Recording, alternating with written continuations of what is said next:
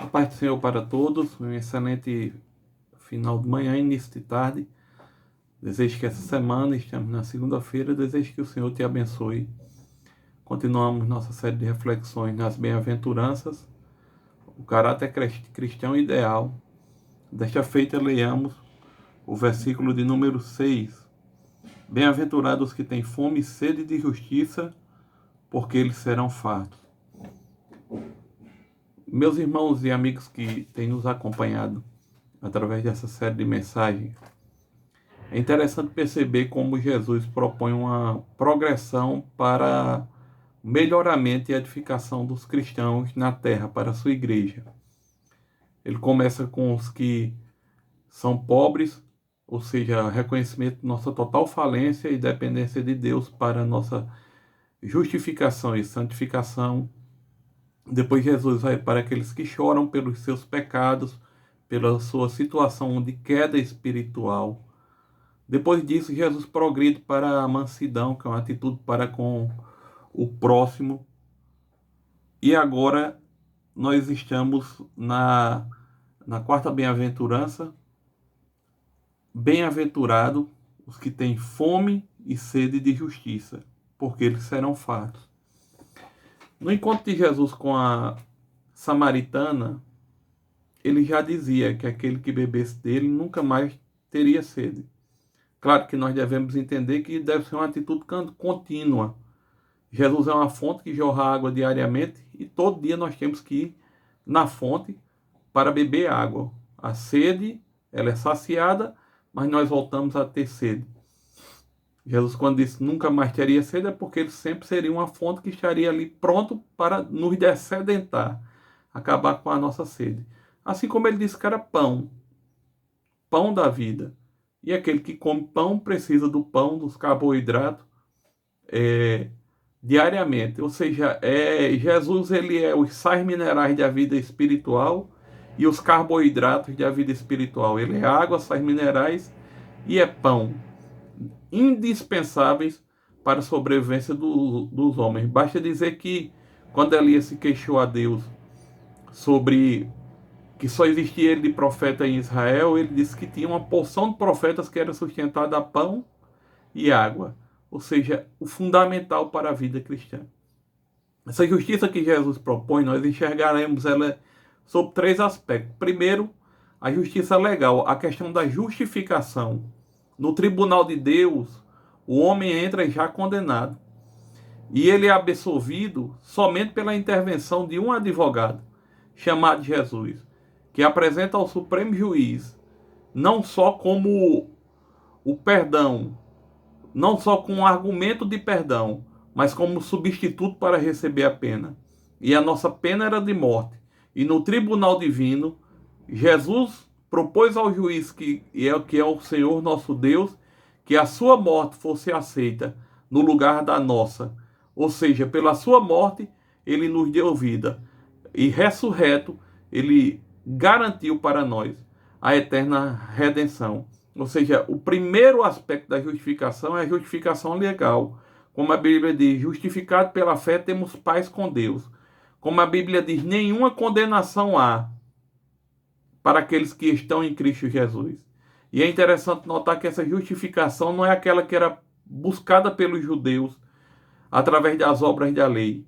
O aspecto redentor da justificação de Deus, nos colocarmos justos perante Deus, é uma atitude pela qual Jesus entra no tribunal, toma sobre si a nossa sentença, é aplicado sobre ele a pena e nós somos libertos e o nome do Senhor é glorificado. Este é o primeiro aspecto.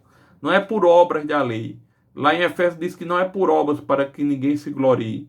Não é porque algumas nós somos o único povo da terra que prega salvação pela graça sem esforço humano.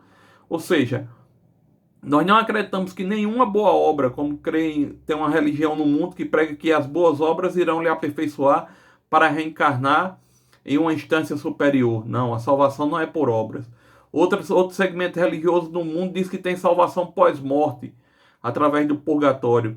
Isso não é bíblico. A salvação é em vida e é um mérito alcançado sem que nós haja mérito. Os méritos são todos do Salvador, Cristo Jesus, nosso Senhor. Ele é a nossa justificação. O segundo aspecto é o aspecto moral, ou seja, é um aspecto interno. Ambos os aspectos, tanto a salvação é operada dentro de nós, como o aspecto moral é operado dentro de nós. Isso está relacionado à vida, a comportamento.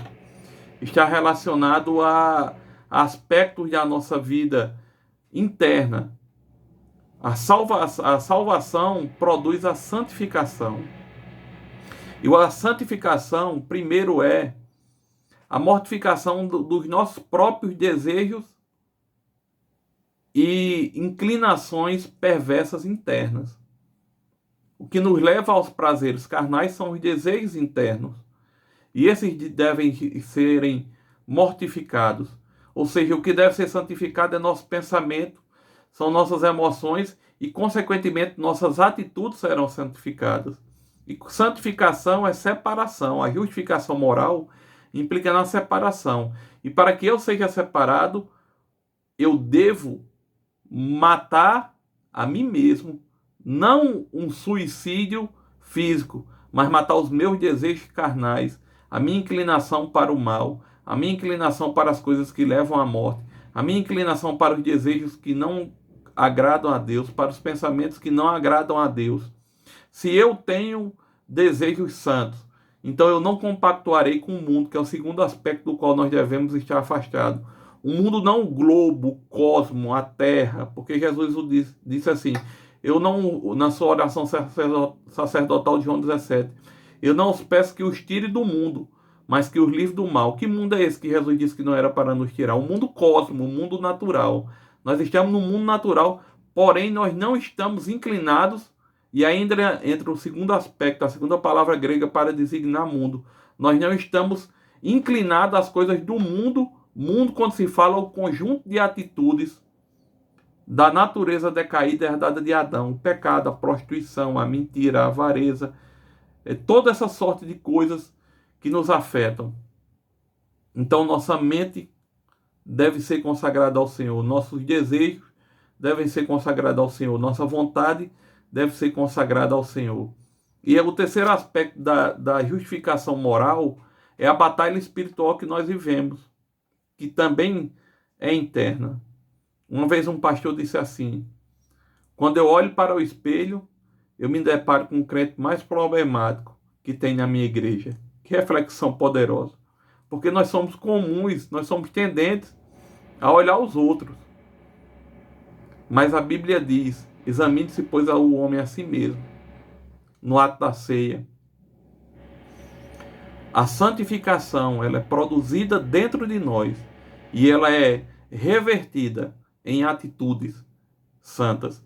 Isso leva ao terceiro aspecto da justiça, da justiça, que é a justiça social, que aí já diz respeito ao nosso próximo. Enquanto a santificação diz respeito a nós mesmos, é interna, é uma busca interna de agradar a Deus, e aí implica no exercício da piedade, a oração, a meditação na palavra, atitudes de perdão, de renunciar aos nossos próprios desejos em busca de uma vontade perfeita de Deus, vai desembocar diretamente, é uma avenida que vai dar, é uma rua que vai dar numa avenida, que é a justiça social, ou seja, a nossa atitude para com o nosso próximo.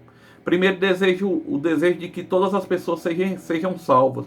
Isso nos leva a viver, que é pregar com a nossa vida, que nós somos carta lida, depois pregarmos o evangelho para todas as pessoas. A salvação é o maior dom da economia da salvação, como eu já disse em uma dos nossos encontros. Mas nós desejamos que a salvação seja o primeiro aspecto a ser buscado. Mas quando nós falamos de justiça social, nós desejamos que os homens sejam reintegrados aos seus direitos civis, aos seus direitos de bem-estar, aos seus direitos de uma família, a família proposta pela Bíblia, uma família saudável, uma família edificada na rocha, com filhos criados segundo as instruções da palavra do Senhor, uma família abençoada. Essa justiça também faz parte. E a Bíblia diz que os que desejam essa justiça, eles serão fartos. Serão, ou seja, eles serão é como se você tivesse desejo por uma comida e você comesse tanto que não tivesse mais fome. É isso que o Senhor está dizendo. Se você deseja essa justiça que eu acabei de pregar, Ele está pronto a te dar e a te saciar dela. Bem-aventurados que têm fome e sede de justiça, porque esses serão fartos. Que Deus te abençoe. Até um próximo encontro.